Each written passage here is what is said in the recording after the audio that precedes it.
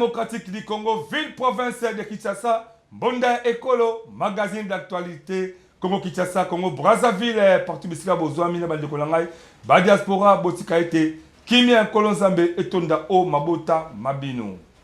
Comme d'habitude, le vraiment toyé, sous la carte plateau la biso, poto sur la bino, Makamumaïke na O, Italie, République démocratique, Congo, Moka la biso. Ya solo, Mikoleleki a ebele, tout le monde a message na bino, la voice, Botindi, Ezali, ebele. Mais bon, les bisabiso, ceux qui te tangent qui ont été, peut-être exposés qui ont été, c'est parce que nous avons fortement préoccupé dans ma émission autorité Libanda. Entre autres, beauté Kolanda, tout le monde émission Makasi. Na beaucoup maître, il y a commune, il y a ma tête et derrière beaucoup de exclusivité dans déjà à partir week-end oyoyo. Tout ça continue toujours quand il y a Moussa Labiso. Les autres, c'est la sujet, mon autorité sur le labino. Tout bête à Massoula au Italie, tracasserie. Tracasserie, et qui trop l'amboka oyo. Surtout mingi et pas mal de collaborateurs, il y a agents, il y a l'État. Comme on a des policiers, il y a des militaires, il y a des services de ça, surtout mingi, il y a des zéla. Tracasserie, et il y a trop, et c'est trop bien les Cambodgiens. Mais, il y a aussi occasion pour la mission Mokalelo Oyo. Tout le monde sait que la voice mingi, la voice va devenir batinda kiango. Peut-être que le message est belé, autre ça, on a Esika Oyo. Mais, et ça, si j'ai mon go, tout le monde dit que la bino va devenir la biso partout. Na si j'ai autre ça, la bino. Bon, si la voix est belé, peu beau ça là, ma message à rapport à la question Oyo, nous peut s'amener comme sujet mon kolelo. Autre ça la prochainement. Nini o ezo ça là que ba église est comme a belé na mboka na biso. Nini o ezo ko ça là que ba église est comme a belé awa la kati ya mboka na biso République démocratique du Congo et beaucoup plus à la kati ya ville province ya Kinshasa, même la province surtout. Les alliés, sujet de ce qui est bien bandeko, tous a besoin tous ba réponse la bino. Tous ma voix stabino, n'a pas message pour que tu aies évolué dans la émission Ezali Koya. Si bien caméra misala qui te koya moi la mboka, Wilfried et sa réalisation le montage à Egrida, Mateta, Sikoto Kota, na Katia, édition la mission à Mokola Lelo na O Etali Tracasserie. Merci. Les kamba Tracasserie, mutumota ko le baké, amona kayangote. Mutumota ko wanga la Tracasserie au de Salema awa la Katia République démocratique du Congo. Précisément dans la ville province de Kinshasa. Même dans ma province, tout le monde a dit que les canards, comment de test que tu n'as qui, Moko, il y a un reporter en Bonda Ekolo, dans Grand Kassai. Zela Ezali, ma difficulté, ma casse pour au coma. La Mazela, tu as au Kende. Mais, au Koma, la Mboka, ba péage ezali wana 150 000 francs futa. Mbongo ekendaka wapi? Mbongo ngo ekendaka wapi? Tracasserie. Oye a la ville province de Kinshasa, tracasserie est commis à koleka na niveau moko impossible to bana d'abord na banzela. So ori otomo na banzela okosala constat nini? Ba service ya transport, ba bureau de, ba roulage. Les policiers ont été gémis. Même les militaires ont commis la tracasserie à un niveau impossible. Au juste de ça qu'on wapi. Pe nyonso ezo salema liboso ya ba autorité ya mboka ba mona kayango. Na mutuka oyo ba bazobe na mikolo kabasele. Et comme il est okanga n'importe qui. Donc ba wewa ba comme le ba cible na bango. Ba moto ba 3 pneus, on commence la la moto 3 pneus tellement boye, na mamboutage mukale. Ba ko wala guidon, na mokumbi, na ba service à l'état wana, c'est comme ici que le Congo zali ya ba moto pe abomi mututo ebité. Ba otuna conducteur abomi mutute, a ebité, azala mikana na yenyo surtout complet, pe azo tambola, na ba respect na ye. Tracasserie.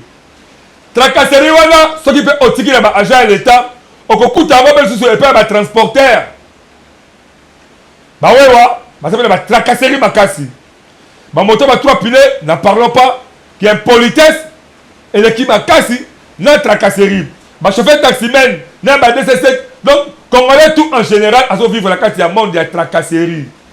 Système comme un magasin, bomana, bomayo, to bomana.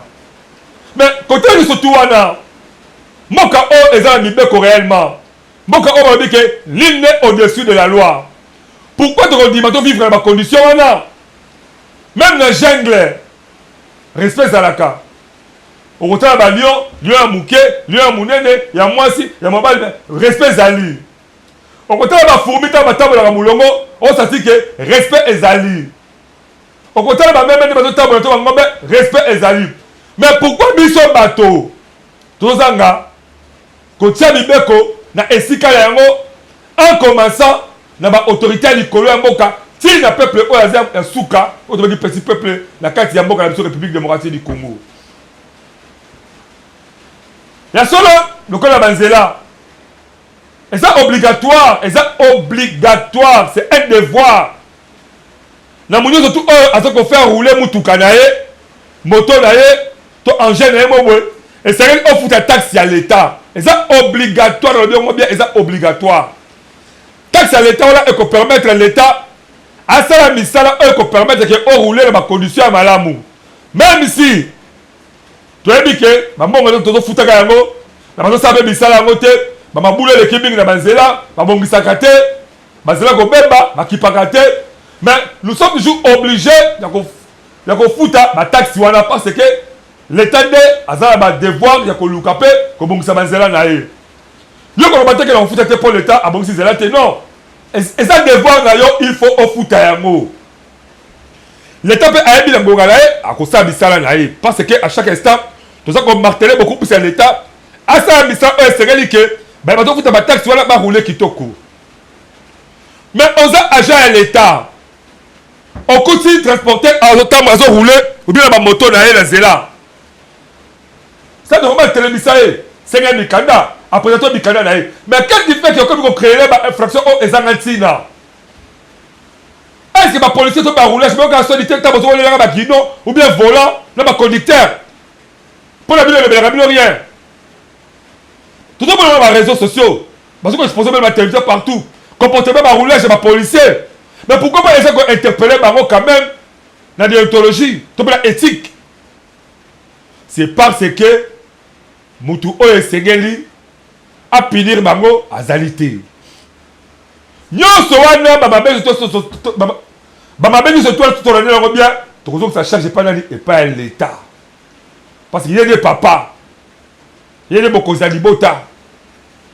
L'État est Segeli a ma responsabilité pour que le phénomène de la casserie est ici là. Au côté de ma commune, dans ma quartier, ma policier va censé.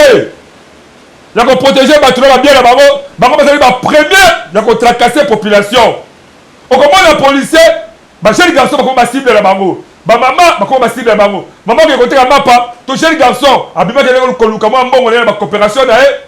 Quand on a ma policier, ça dit couple la quoi pour le Kangabango. Première chose, première soin.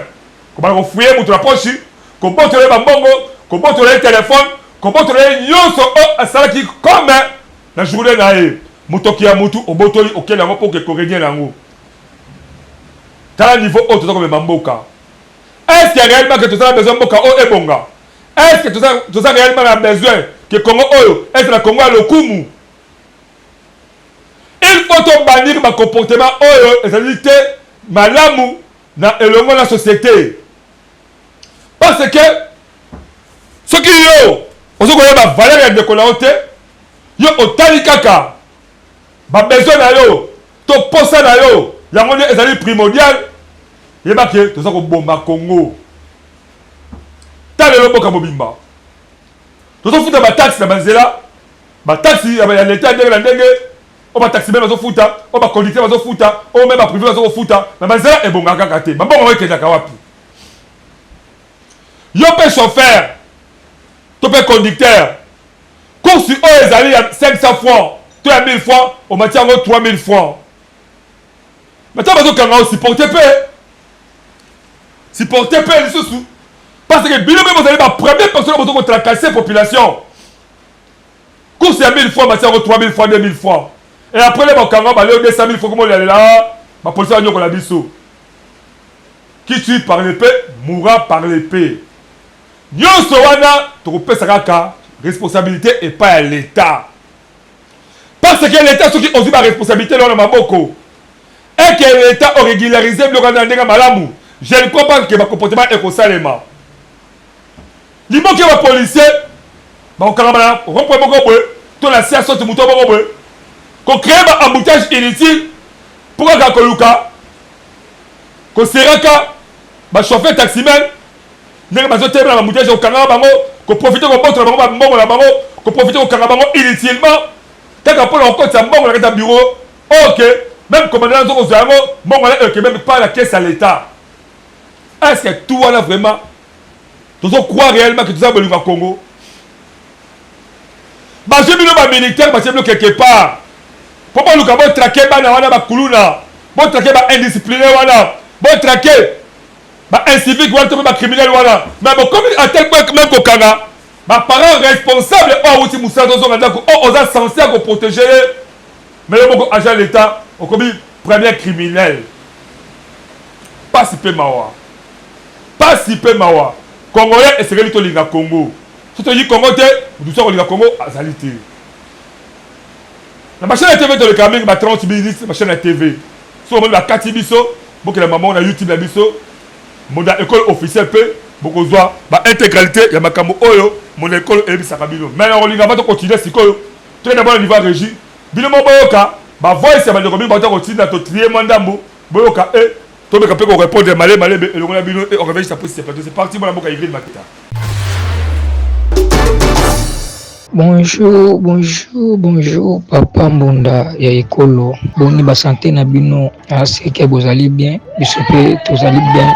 Na ba santé par la grâce de Dieu ya moto ya tout nouvel tout message on a ça partage na bino ezali kaka message sana kaka série o tozobika komona ana makala tozana rompanga ba siki mwenza na quartier Fidi avenue Wasa tina suka ya pont kaka série leka wana eza policité police azotambola muke par rapport nazalaki liboso bakaka série to oyo mati o tozobika na minute oyo oza 5 000 20 000 50 000 na chantier na musala moko ya pasi ina kosala kiporte ozwi mbongo moko ya pasi bana balia okutana bafardesi na nzela bakangi yo batokti yo sanki osala eloko frappe oyo okozwa ata koluna bakangi nesi mwana maboko auto mérité prison tanto bakobe te bongo te frappe ana ekebelisa yo un jour to so oza bantikor malamu te okoki kobela même jour tolobi nango osetuvana na bopitao misi mpe mbongo likambo osali te toza na seki mwinza rompanga baseki mwinza et référence ezali dépoli d'amain à partir de dépoli d'amain botuna veni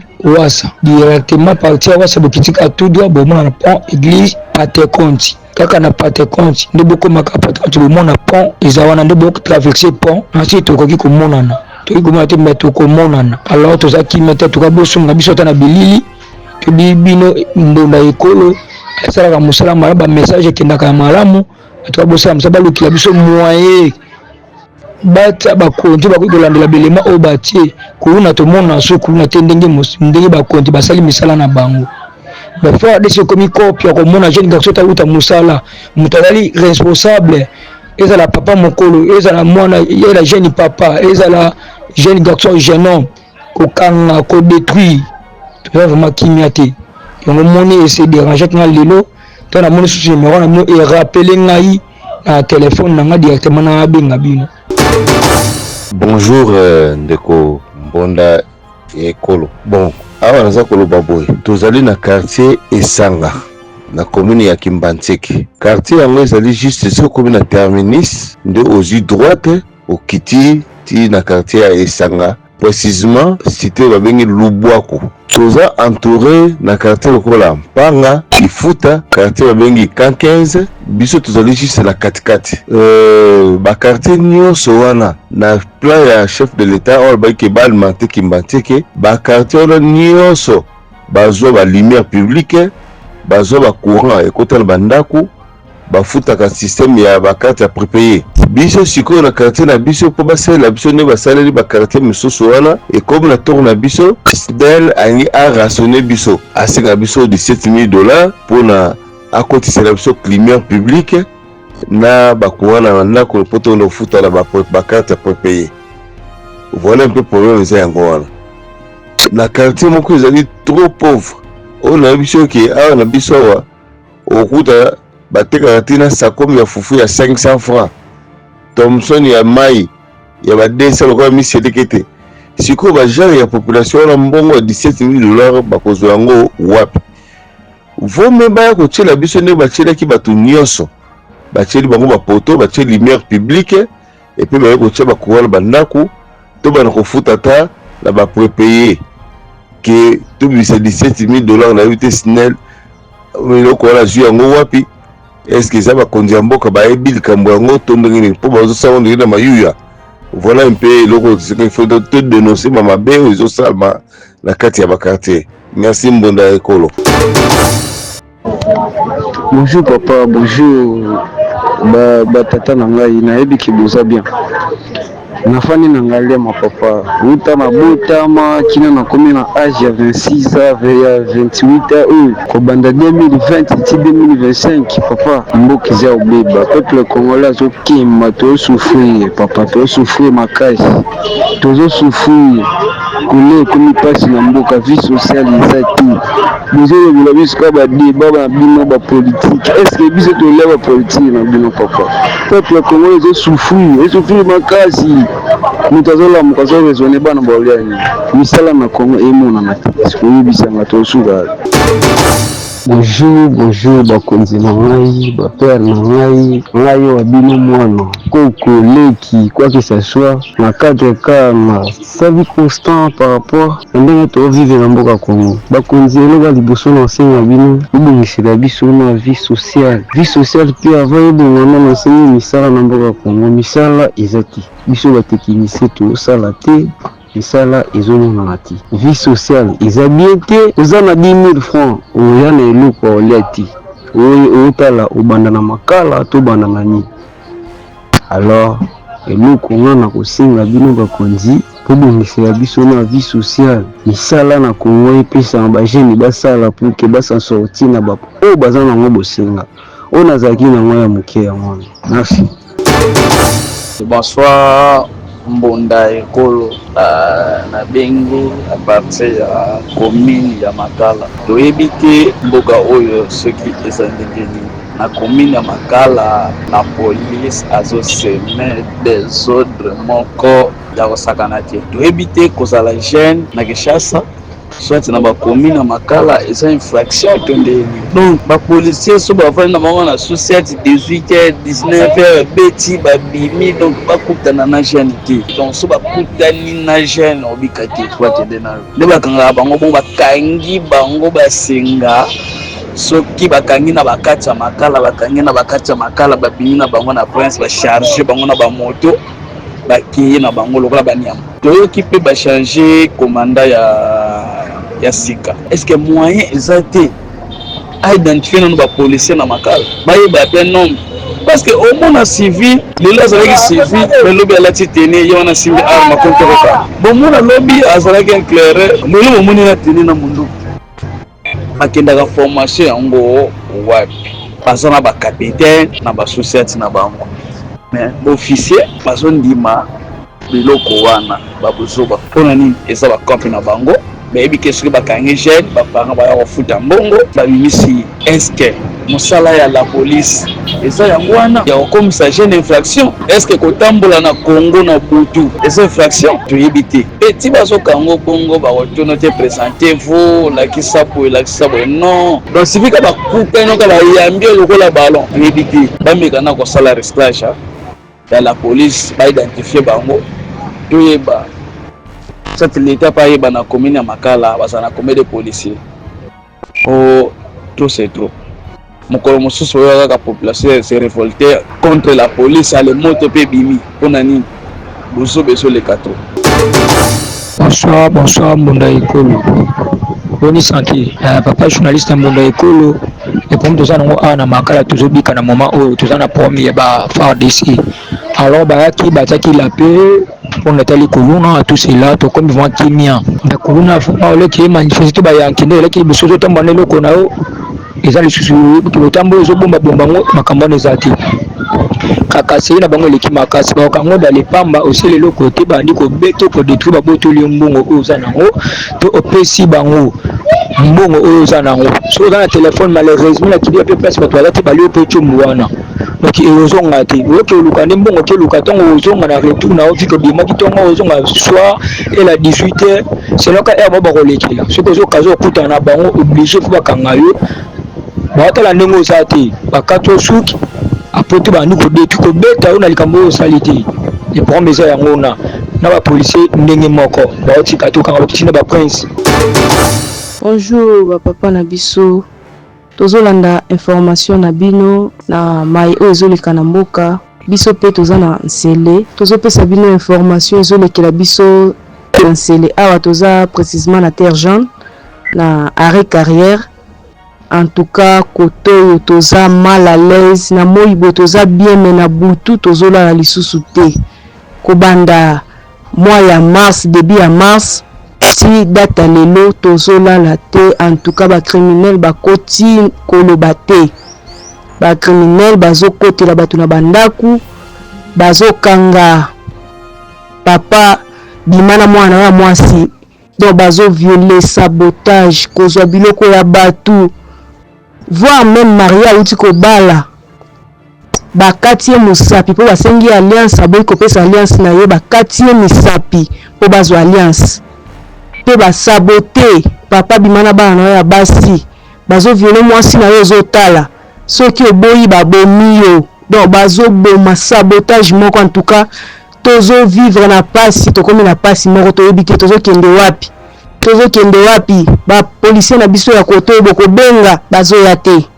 bazoloba biso na poste tolali mibale siko tokoya kuna ndenge nini donc bazosala sabotage basusi ete eza pembeni ezoyoka sabotage oyo bazosala mais moye basoda baya intervention eza te mituka ezotambola bamoto bazokota na bamituka bazokota na bamoto na bamasasi donc toza penza toyebi te biso nyonso tobima na nsele kote oyo toya kose réfugie kuna kote bakonzi bazali bakonzi batela biso likambo oyo papa toza na kimia te na moyi boye bobimi boza à l'aise mais soko komi kaka na 18h moye bolala lisu pongi eza te il faut bobanda koveye bokolamba boye apeti akoli eza te biloko komi kobeba biso na bandako kolia yango ndenge nini mpo ozoyebake mbala mosusu buto ya lelo mosusu bakaka kokotelanga bazoya ebele mituka mosusu ata mibale bazoya bakoti soki bakoti na ndako oyo mawa plein.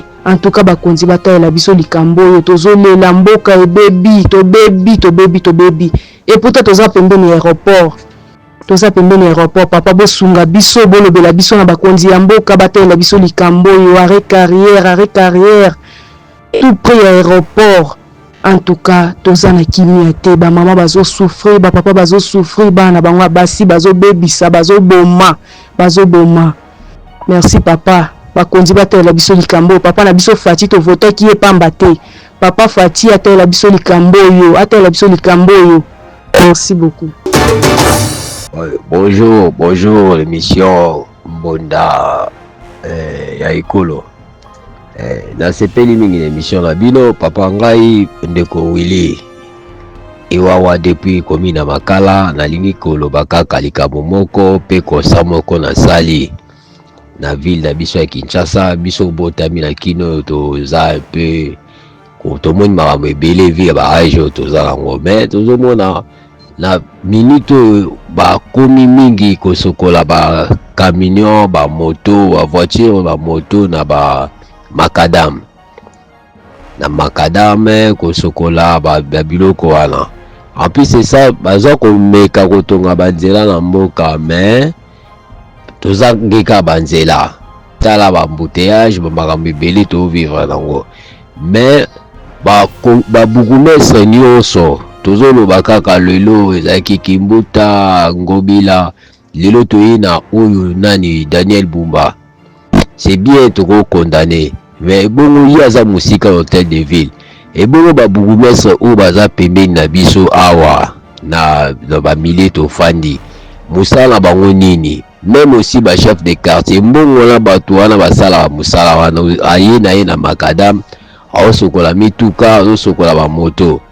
Est-ce que mbongo wana efutama na ba chef de quartier wana ou bien comment okenisika muso okekuta mai na nzela na ba makadam donc tandis que tozoluka ku tokóma na bamakadame ebele bomeka mpe kolobela na likambo babourgmestre mosala na bango eza vraiment nini na bamilie ya sécurité makambo ebele donc baza kaka na système soki alamuki na ntongo atie miso na makambo ya mbongo. Donc mosala mpena oyo tomonaka biso tomona mobutu mosala oyo babourgmestre mobutu baza kosala ya lelo baosala yango te omona. Donc baza vraiment nayebi te soki tokoloba ndenge nini même bachef de quartier même bachef de rue gouvernement ministre intérieur azongisa mpe pouvoir ya bato wana azongisa pouvoir ya bato wana parce que lelo baza lisusu te mpe système oyo ya moto alongwe awa ake kosala bourgmestre soit ake sala chef ya quartier na nini mosusu na district mosusu auti funa ake na changu auti changu ake na lukunga non ezalaka bongo te papa. Bomeka mpe kolobela na likambo makadam na pouvoir ya bachef ya quartier bachef ya avenir même bango bao babourgmestre ministre intérieur ata na likambo oyo nde ya bapolisier oyo omoni bakangi bango oyo baza bapolisier oyo basalaka na rond point ya dans la terminus ya cimetière ya Kimbantseke basala na bapolisier ya Jemi oyo tobengaka Mbata. Alors bango mpona bango so komi 18h et komi heure tardive kokanga population na ndenge moko donc kozwa idée te tracasserie à défaut komona oza na Sainte-Thérèse pozwa moto mata likolo mozwa moto eza te parce que tracasserie ya bapolisier wana yango moko mosusu bakangaki mwana mwasi moko baviole ye nde omoni oyo ayaki wana commandant Rémi mal à l'aise tobengaka mal à l'aise major Rémi Kanza nde ayaki kokanga bango akitala bango tina niveau ya auditorat nde omoni basoda wana bakangi bango batie bango na jeep wana. De retour sur ce plateau exceptionnel ya Mbonda Ekolo magazine d'actualité boti kolanda ba voice nini ba dekolo bi a rapport à oyo etali makambo zoleka ala katamboka na biso nakate ba voice wana ezala ba suggestion ezala ba question ezala ba réaction ba ndeko maintenant ni so betombe ko tanga mwa muke tombe ko expliquer mwa muke muso lobi que notre senga base sociale parce que allez avec 10 000 francs mawatro donc mboka pesa ni misala esali passe mi koleka to libe voice ya ndeko mo la commune makala ndeko liba jeune baza trop arrêté suite ya ba tracasserie ya ba policier donc il a interpellé par ministre intérieur peut on dit comment est-ce que la commune makala FRDC ba policier Jemi na quartier Bagata baza konyo ko la population to libe lisusu na le secrétaire c'est vraiment bourgmestre la commune makala a bien retrouver dans nous ba service concerné pour que batala comment est-ce que la population doit vivre à côté wana bazo vivre à la quartier Bagata baza ba condition mabe pe c'est le surtout la terre jaune la carrière ndenge ba criminel en groupe bazo kota la bandaka batu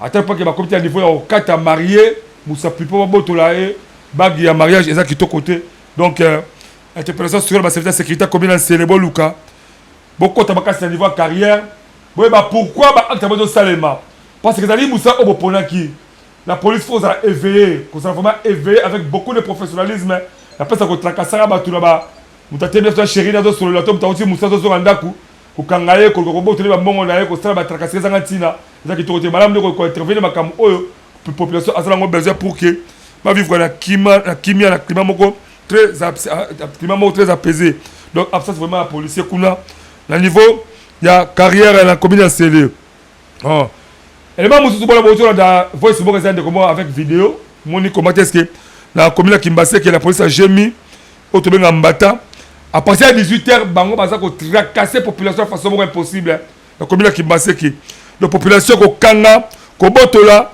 donc tracasserie et l'équipe makasi donc ko koma Kimbassé ko matali kolo kule ko passe ko leka pe bauta yi ko violer ndeko moko ya mwasi donc ba pesi bravo la commandant Rémi Kanza major en tout cas musala kitoko ba benga suma la l'aise musala kitoko zo sala côté wana na commune ya Kimbassé ke côté surtout côté cimetière ndeko ota kanga ba criminel wana pe otili bango la auditorat militaire quand la commune ya Kimbassé que la quartier Esanga cité Lubwaku Snell azo senga ba $17 000 vraiment Snell hein musala malongo zo sala les alités d'abord la commune pose partout Snell musala mabe makasi quoi et à côté mais ba facture et déjà mensuellement tu dois faire ma facture c'est juste un bon wana et que d'accord mon tracasserie musus tracasserie c'est une entreprise publique à l'État. C'est on doit fournir votre énergie. Mais on doit tirer ma facture chaque mois. Parce que d'abord ma condition passe. On sait avoir $17 000.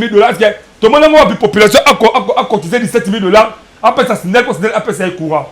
Snell vraiment bon ça Moussano parce que Moussano ça m'a bien makasi. Donc qu'est-ce que m'a ou la Ngalema la commune Ngalema, j'ai la 28 ans à lobby souffrance et l'équipe makasi parce que social et zamalamu. Maman je dis soumis à Toulouka Otali maman Luka Otala panier et aménager peu au Luka. Gouvernement na yo basa ministère au sécurité population va vivre la kimia. Commune Bakala a interpellé beaucoup mestre na chef à quartier misala eza ko sala maté. La commune Makala est vraiment beaucoup mais la commune Makala d'ailleurs tous le camp paye trop tous va rendez-vous na bino mais c'est comme si ça qu'on attaque à tout c'est vraiment tout kutana yo to o mais qu'on répondre à ma question la population surtout bien population Makala parce que bazar besoin ba yo ka maloba na yo ko rassurer ba réellement que vous allez responsable na katia commune wana. Voilà, merci beaucoup les acquis juste ma voix pour dire qu'on a là. Si quand on t'a ba message à bande commentaire qu'on peut ça continuer belé la haut état toujours ba actualité to ba à la katia Mbonda Ekolo magazine d'actualité peut aussi amener ba déco yebike ba kabesa ba quartier na bino ba commune na bino boti ba voice na bino to pe na haut état république de Martinique du Congo mobimba to luka to tanga po ba konzi ba lokango ba meka ko améliorer na esika eza mabe ba sala ya malam parce que tous nous avons droit de vivre la mboka o la ndenge esengeli. La commune qui m'a fait que le quartier m'a violé les mailles exactes, les policiers bazako kanga à tout moment, même sans infraction. Régis des autres qui continue à facture, mais maille et bimakate.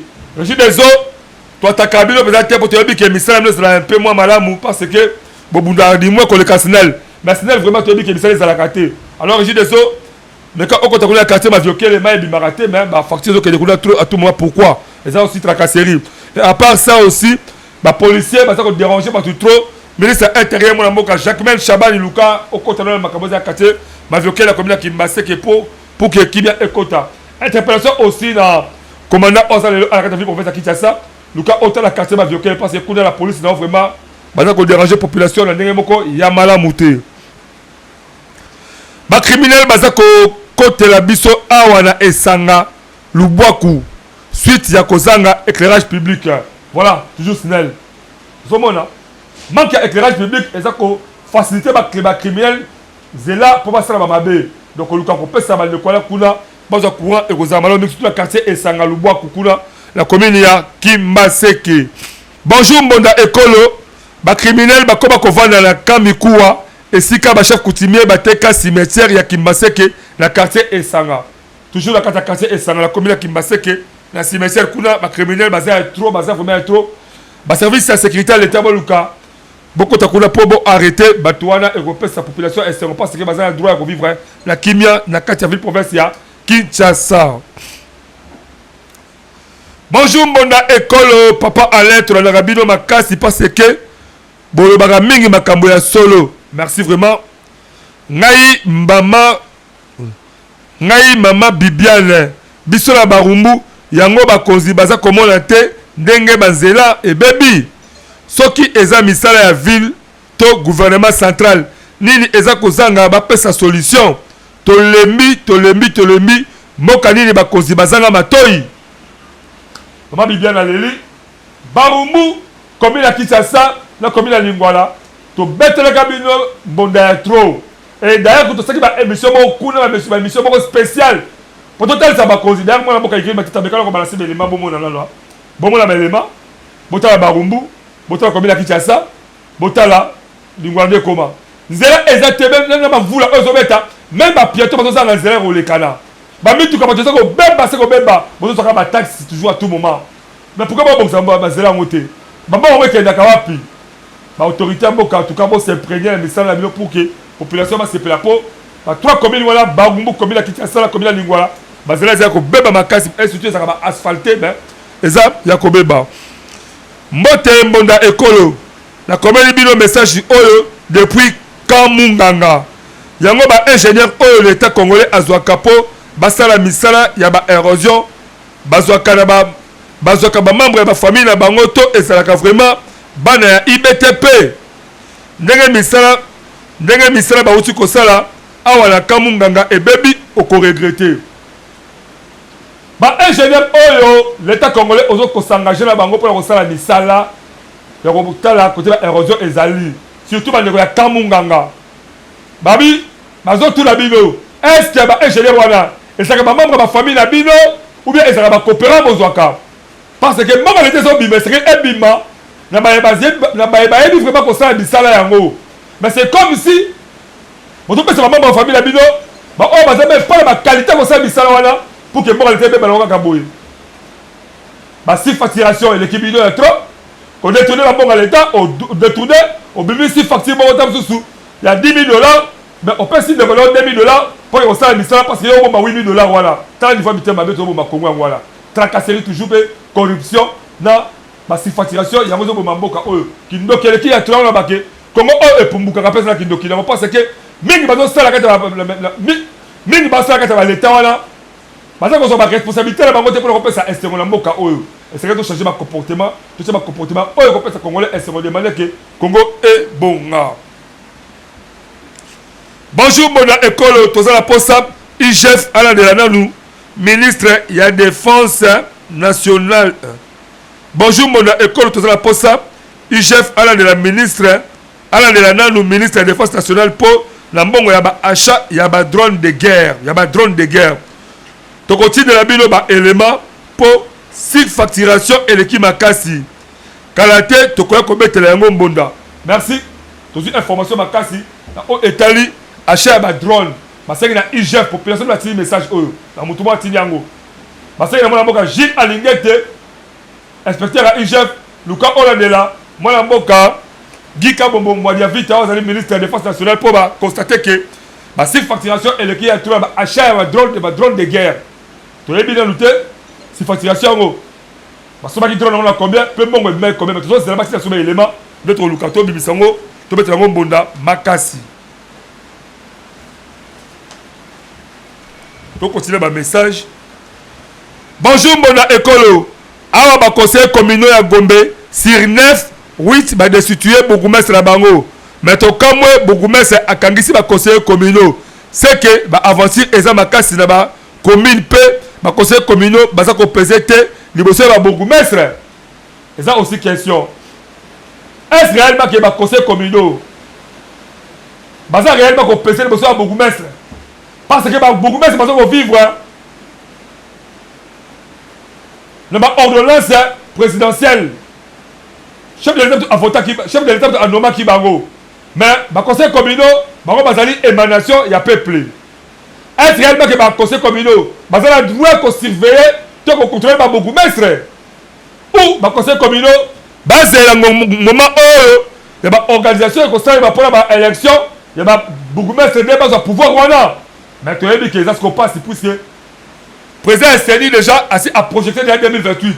Comme l'Italie, l'élection, il y a beaucoup de mestres, et ça déjà, il y a Goleka et Kélamai. Alors si tu as dit que le conseil communal, comment est-ce qu'il va vivre? Il y a beaucoup de mestres, c'est pas mais vraiment, il y a si matin entre beaucoup de mestres et le conseil communal, il y a des et si tu as vraiment intérieur, ministre intérieur, moi, je suis Chabani, le cas où on même climat apaisé entre les deux parties. Entre les conseils communaux, il y a beaucoup de mestres. Mounamoutou a une responsabilité. Il faut que je travaille vraiment en commun accord. Talisa Bango pour que je vive vraiment là. Comment on appelle que je beaucoup de mestres le conseil communal va contrôler Bango et ça passe. Et que le conseil communal peut que la responsabilité est de vraiment contrôler beaucoup de mestres jusqu'à ce qu'on continue comme on a passé la maison de Rossal et tout. Alors, tout le monde, c'est comme ça que le conseil communal va peser des pots. Beaucoup de mestres à Karissi, le conseil communal va destituer. Tu as évité ce que tu as fait. Tu as appelé le conseil communal à commune à Gombe. Tu as dit que moi, je j'espère que tu as fait passer sur une possibilité comme ça. On a le bureau à la plateforme de côté, on m'a expliqué Kawana.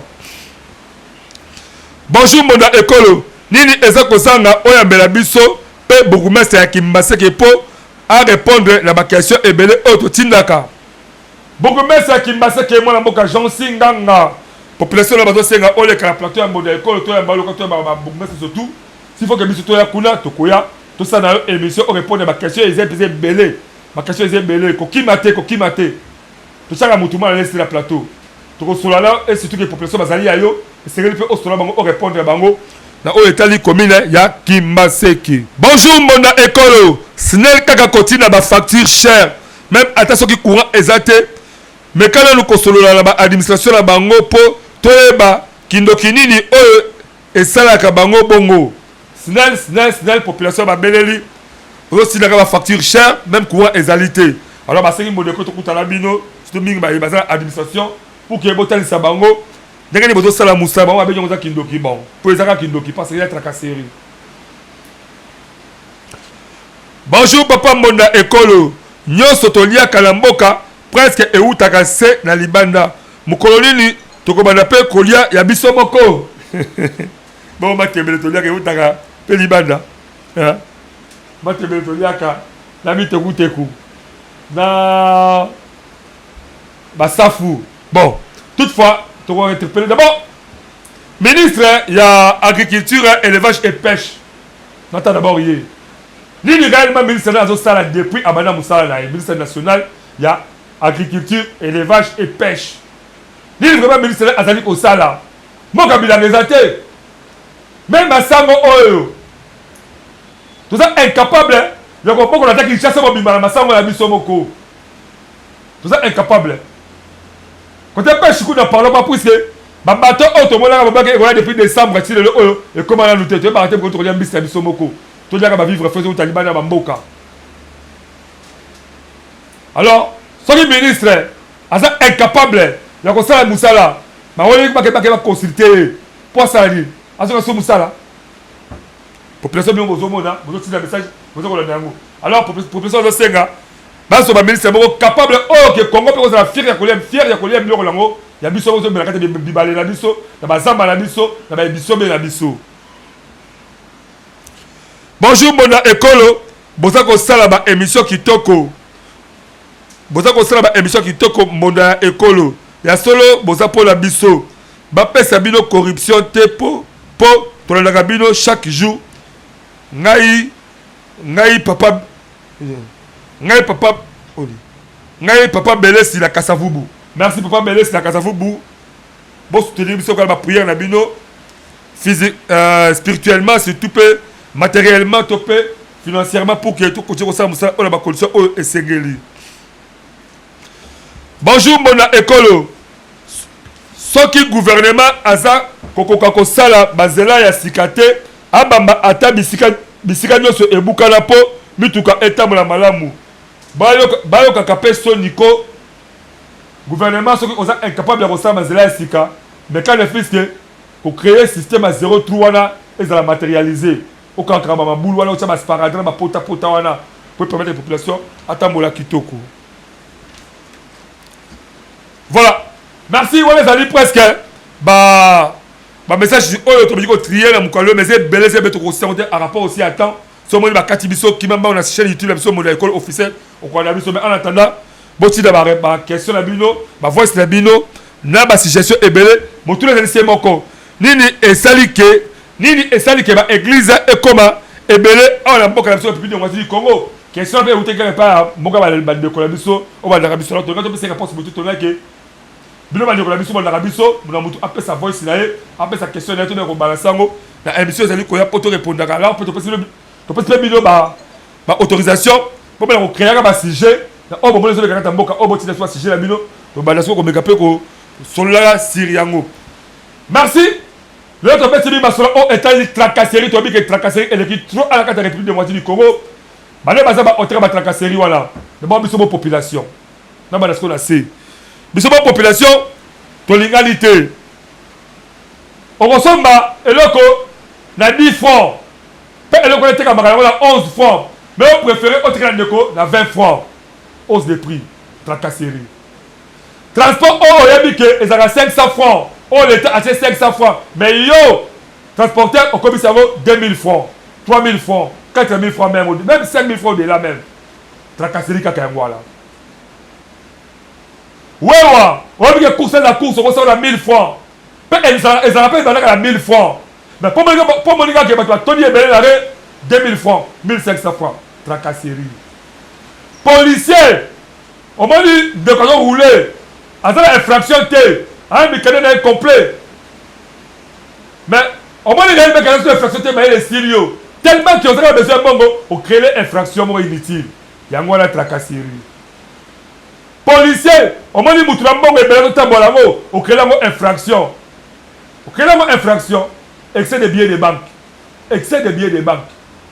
donc quand on fout ta main je sais pas n'importe totambola mbongo ebele tracasserie agent de l'État on n'a même pas de service mais on crée une arme maintenant quoi bon mais pas on mettre un bateau comme on a biloko comme menacer un bateau tracasserie yo ministre on doit tambola nzela on m'a dit que embouteillage ezali on est aux la malais mais on préférait on doit sens inverse on tombe ngaka sens unique tracasserie donc la population na ba kozi na la zone dirigée nani tracasserie et l'équipe makasi ezali ba point automatique mo le serve réellement que tous ba conseil professionnel que ba que comment on est comme soki yo la ngai to zongi na nzela na molongo ba faute surtout wana ba responsabilité surtout wana trop ça pas l'état parce que l'état des ali papa et sereli a éduqué biso et sereli a tia biso na molongo po totabwisama ndenge et sereli merci de comme la super édition biso mokalelo là on peut ça merci à Wilfried Samba appelle écrire Mathieu Trabio ba décoller biso partout allez voir la présentation bon continuer qu'on s'abonner à la chaîne YouTube Monde École officielle P bon partager ma vidéo biso partout surtout beaucoup plus ba ndeko oyo parce que la activité bango baza besoin et les canaux de la télévision bon dans ce numéro là vous êtes toujours prêts il y a conserver bino avec impact dans idéologie bon sunga biso réellement bon assister biso to ba difficulté ma casse au état de finance au état de matériel au état de embellir plateau au mettre sur plateau on a besoin de plateau beaucoup plus professionnel donc c'est assistance pour que nous sommes examen on se retrouve prochainement dans l'édition sur Sikasso Col je vous aime beaucoup plus bye.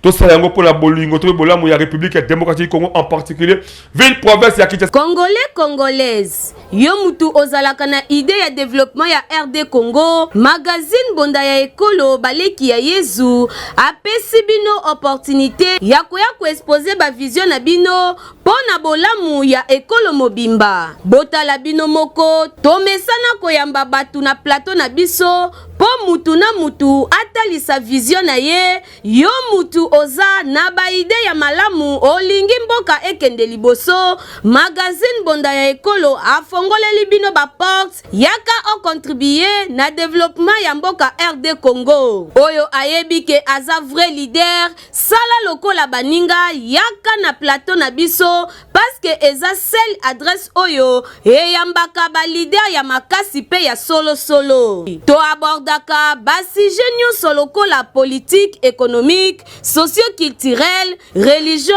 pena basije mosusu oyo ezo contribuer na développement ya mboka na biso ko ba commune ya biso ya Gombe ezali géré.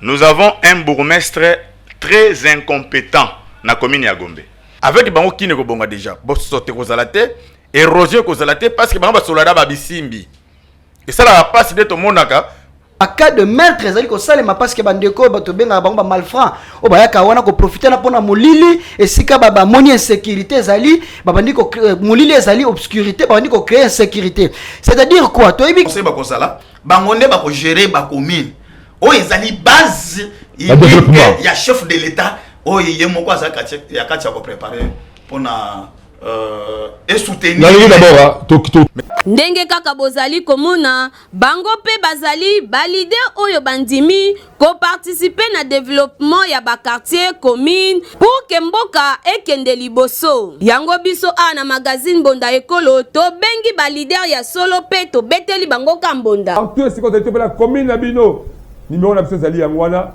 ya. Voulez-vous apprendre et devenir journaliste? Les centres de formation médias indépendants procèdent au recrutement des nouveaux candidats pour une nouvelle session. Que vous soyez diplômé d'État, homme de Dieu, docteur ou qui que vous soyez, les centres de formation médias indépendants met à votre disposition les filières ci-après. Les journalistes, la prise de vue, le montage vidéo. N'hésitez pas pas de nous rejoindre car ici, la formation se donne avec les professionnels des médias. Chez nous, c'est de l'expérience et du professionnalisme. Nous sommes le centre de formation médias indépendants. Pour tout contact, appelez-nous au plus 243 89 81 81 097 ou appelez-nous au plus 243 99 37 45 722. Je répète, appelez-nous au plus 243 89 81 81 097 ou au plus 243 99 37 45 722. Bana Congo Kinshasa, bana Congo Brazzaville, yo mutu olingaka ba activité na yo eye bana na mokili mobimba. Mbonda Ekolo agence epesi bino opportunité ya kosalela bino ba reportage ya kafu kafu. Ezala activité politique, socio-culturelle, économique, religion, sport, conférence. Awa na Mbonda Ekolo agence ezo salema avec professionnalisme pe eza na prix moko très abordable. Esuki wana te ende konangai keba na ba reporter ya muyibi oyo bayaka kozwa ba image pe elekaka nango na télévision te kasi awa na Mbonda Ekolo agence nyonso ya filmage, modération, réalisation, photoshooting ezo salema avec un partenaire idéologie parce que awa tokanga masolo pena oyo etali image yebake okozwa yango pe ata na format ya YouTube. Olingi oyeba bisika tozali benga biso na plus 243 89 81 81 097 na bandeli lisusu na plus 243 89 81 81 097. Na Mbonda Ekolo agence nyonso ya reportage ezosalema kitoko avec professionnalisme et yokanio.